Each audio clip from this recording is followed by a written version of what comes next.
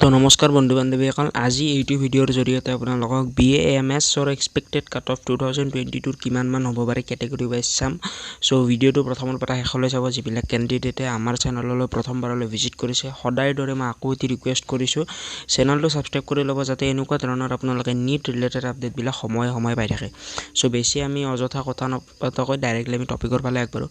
BAMSৰ totally অসমত যদি আপোনালোকে চাবলৈ যায় 50 সিট আছে। ইনটেক সিট কেপাচিটি তাৰ 50টা হয়।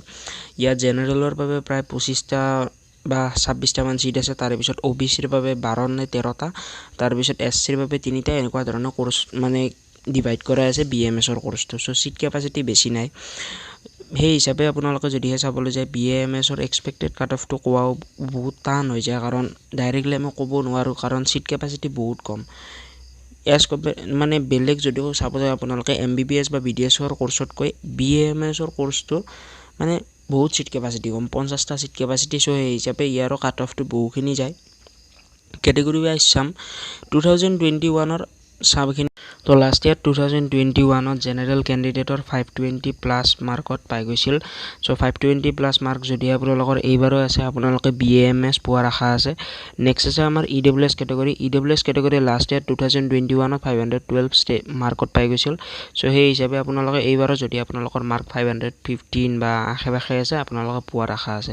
নেক্সট আছে আপোনালোকৰ OBC কেটেগৰী লাষ্ট ইয়াৰ 2021ত 428 মাৰ্কত পাই গৈছিল। এই হিচাপে আপোনালোকে যদিহে 2022টো চাবলৈ যায়, আপোনালোকৰ মাৰ্ক যদিহে 420ৰ বা 425ৰ আশে-পাশে আছে, আপোনালোকে পোৱাৰ আশা আছে। নেক্সট আছে আপোনালোকৰ SC কেটেগৰী।